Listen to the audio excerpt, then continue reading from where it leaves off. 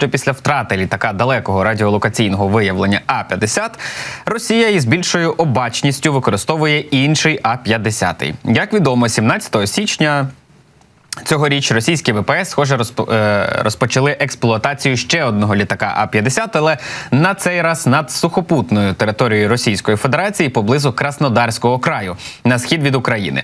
Розвідники британські пояснюють, що це свідчить про зниження готовності Росії ризикувати літаками і намагання зберегти решту А-50-х на шкоду їхній загальній ефективності в Україні.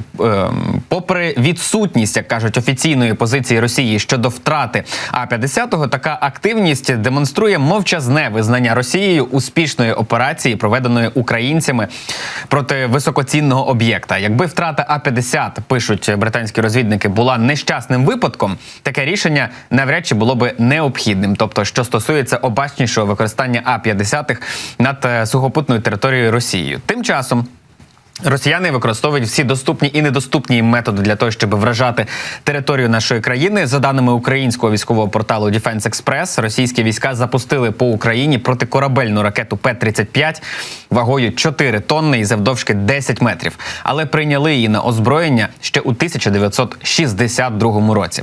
Вдарити нею могли або з берегового ракетного комплексу «Редут», або із підземного, який називається «Об'єкт-100». Росія для ударів по Україні використала ракету П-35, по-інакшому ще називається 3М-44 «Прогрес», уламки якої були знайдені, а фото вже з'явилися в мережі. Це перший відомий її випадок застосування. На зображеннях з додатково розмитими Defense Express фоном видно уламки П-35, яка відрізняється значними габаритами, бо йдеться про те, що ця ракета має 10 метрів в довжину, важить 4 тонни, розробили її у 50-х роках, а на озброєння прийняли у 1962-му.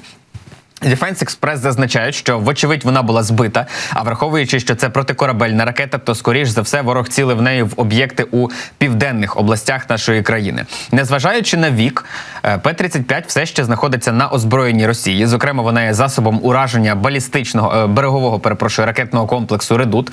Станом на 2021 рік їхня кількість оцінювалася у 8 пускових. Окрім того, ракета П-35 використовується і на стаціонарному комплексі, який називається «Утьос», або він також відомий під назвою «Об'єкт-100». Це підземний об'єкт, який розміщений біля Балаклави. Самі ракети в пускових установках в ньому сховані під землею і підіймаються лише перед стартом. Загалом у Росії було лише 2 таких комплекси підземних. Один в Криму на острові Кельдин і один у Баренцевому морі. Це за наявною інформацією той останній, що в морі він покинутий. Загалом Defense Express зазначають, що наразі невідомо, яку саме пускову установку використовували для того, щоб запустити цю ракету, але пишуть наступне, що П-35 навіть в останній версії, або модернізації 3М-44, яка була прийнята на озброєння у 1982 році, вже тоді вважалася архаїчною. Дальність її застосування складає до 300 кілометрів.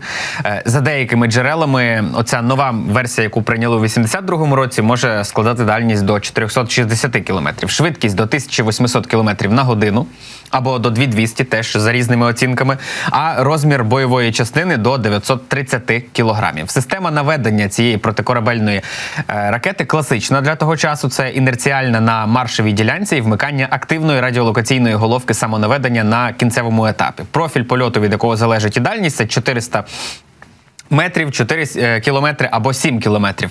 А перед атакою ця ракета знижується на висоту до 100 метрів. У публікації Defense Express додають, що також була закладена можливість ураження наземних, точніше берегових цілей, але через систему наведення вони мали бути радіоконтрастними. Таким чином, пуски ворогом ракет П-35 чимось дотичні до застосування Х-22, які використовуються росіянами для своїх терористичних атак по території нашої країни. Нам би теж пасувало мати далекобійні ракети, щоб вражати цілі на території Російської Федерації, на тимчасово окупованих територіях у тому числі, бо кажуть, що отримання Україною далекобійних німецьких ракет «Таурус» не спричинить радикальної зміни ситуації на полі бою, але дуже розширить можливості українських військових. Про це заявив заступник міністра оборони України Іван Гаврилюк. Він каже, що коли його запитали, чи Київ втрачає сподівання на отримання «Тауруса» після того, як пропозиція не знайшла підтримки у Бундестазі, то він відповів, що попри негативний результат голосування, сподівається, що Україна отримає усю необхідну підтримку, включно із «Таурусами». Гаврилюк при цьому зазначив, що ці ракети стали би вагомим доповненням до озброєння, наданого в рамках так званої коаліції протиповітряної оборони для України, в якій лідерську роль насправді відіграють Франція і Німеччина у тому числі. Ці ракети, зацитую, здатні вражати недоступні місця розташування літаків противника, ракетні комплекси і склади боєприпасів. Також у них більша дальність, ніж в інших ракет, які ми вже отримали, і вони стійкі до впливів засобів радіоелектронної боротьби. На питання про те, чи отримання цих ракет допомогло би вирішити ситуацію на полі бою на користь України, заступник міністра оборони відповів, що настільки вирішального ефекту це не дасть. Він каже, що «Таурус» допомогли би нашим військам на полі бою і допомогли би повітряним силам захищати цивільну інфраструктуру. Але про перелом у війні наразі говорити рано.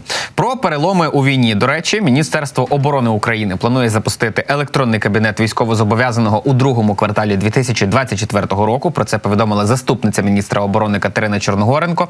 Детальніше загалом і про це теж ми поговоримо із Романом Костенком. Це народний депутат, секретар Комітету Верховної Ради з питань національної безпеки, оборони